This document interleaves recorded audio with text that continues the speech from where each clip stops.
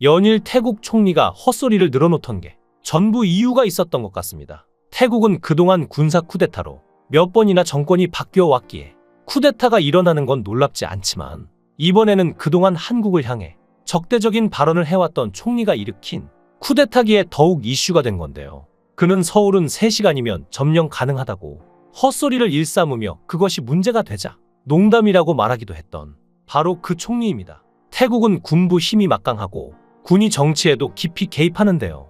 1932년 이펀군주제 전환 이후 군부 쿠데타가 19번 발생해 12번 성공했죠. 2000년대에 들어서도 2차례 쿠데타가 발생했는데 2006년 쿠데타로 탁신 친나왓전 총리가 축출됐고 2014년에도 쿠데타가 일어나 뿌라유짜노차 육군 참모총장이 총리가 됐습니다. 2019년 총선으로 정권을 연장한 뿌라유 총리는 지난해 총선에서 패배해 9년 만에 물러나기도 했는데요.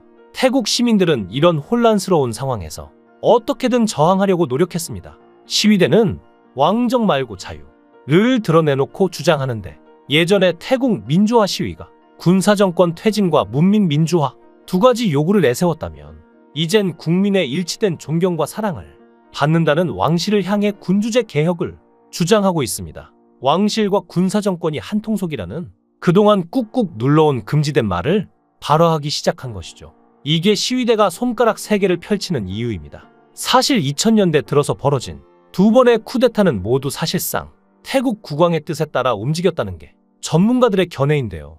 국민적 지지를 받던 탁신 총리는 집권 후 왕권 축소를 추진했기 때문이죠. 태국에서 국왕의 권한은 막강한데 군부가 무력으로 권력을 잡아도 국왕의 승인을 받지 못하면 물러나야 합니다. 1992년에 발생한 쿠데타는 성공한 듯 보였지만 국왕의 말 한마디로 없던 일이 됐죠. 그렇다면 어떻게 한국을 대상으로 전쟁이라는 감히 입에 올려서도 안 되는 단어를 입에 올릴 수 있었을까요? 사실 태국과 중국 공군은 합동 군사 훈련을 하고 있습니다. 중국과 태국은 코로나 기간 2년을 제외하고는 2015년부터 해마다 공군 합동 훈련을 실시해왔죠. 지난 2022년 태국 국방부 장관은 중국을 찾아 중국과 태국은 한 가족처럼 가까운 사이라면서 유대를 과시하기도 했는데요. 심지어 태국은 잠수함에 이어 장갑차와 전차 등 중국산 무기를 대거 사들이기도 했죠. 태국은 미국의 오랜 우방이지만 지난 2014년 쿠데타로 집권한 뿌라유 정권은 상대적으로 중국에 밀착하는 행보를 보였는데요.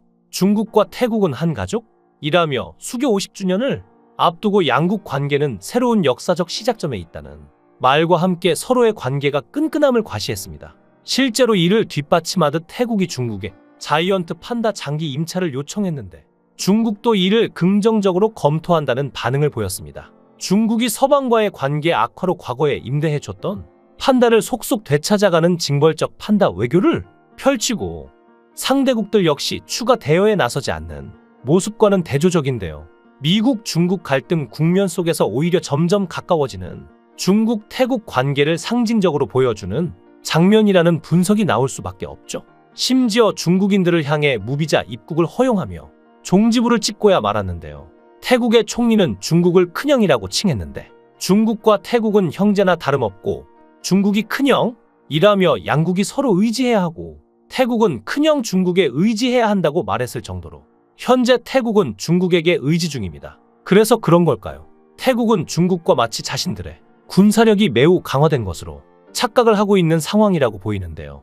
태국이 주제 파악을 못하고 한국을 무시하는 이유를 두고 일각에서는 그동안 한국이 태국에 한없이 관대했다 보니 한국을 만만하게 보는 것이 아니냐는 얘기까지 나오고 있습니다. 그래서 진짜 태국 국방부 장관의 말대로 태국이 1시간이면 서울을 침략하고 하루면 한국을 전멸시킬 수 있을까요?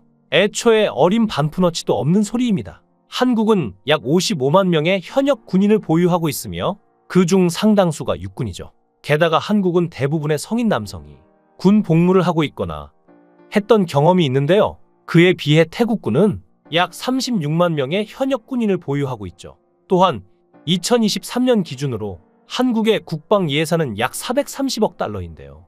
이는 한국이 국방력 강화를 위해 많은 자원을 투자하고 있다는 것을 보여주고 있죠. 그러나 태국의 국방 예산은 약 70억 달러로 한국에 비해 상당히 적은 편입니다. 마지막으로 한국은 현대적인 무기 시스템을 보유하고 있으며 자체적인 무기 개발 능력도 상당히 발전했는데요.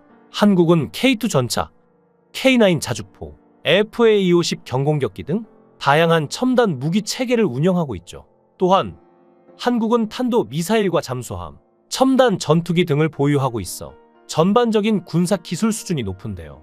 하지만 태국은 미국, 중국, 러시아 등 다양한 국가에서 무기를 수입하고 있음에도 군사 기술 수준은 한국에 비해 낮습니다. 태국의 주요 장비로는 구형 전차와 장갑차, 헬기, 일부 전투기 등이 있지만 그것을 수리하고 생산하는 능력은 없으니 전적으로 외국에 의지해야 하는 형편이죠.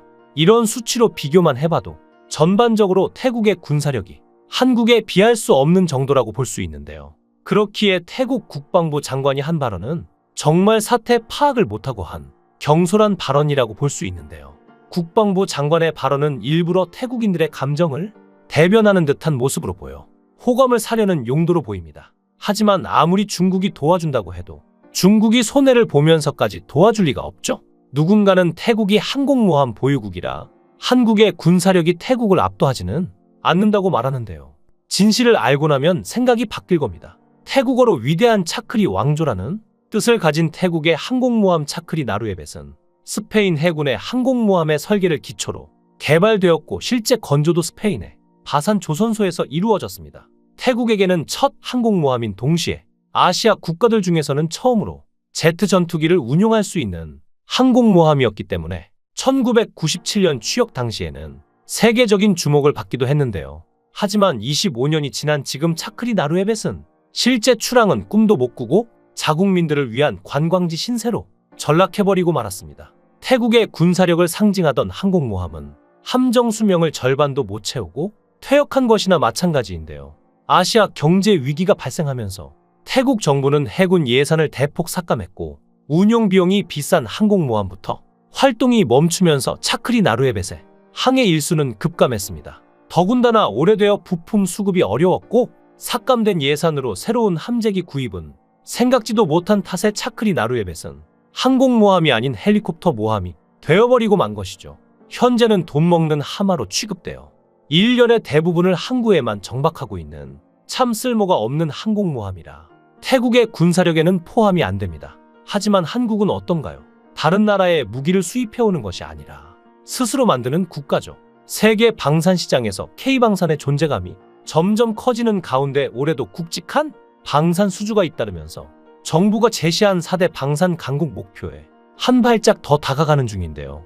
방산업계에 따르면 지난해 한국의 방위산업 수출은 약 18조 6천억 원으로 2년 연속 세계 톱10 방산 수출국에 이름을 올리는 기염을 토했습니다. 스웨덴 스톡홀름 국제평화연구소 자료에 따르면 한국의 세계 무기 수출 시장 점유율은 2.4%로 9위를 차지했는데요.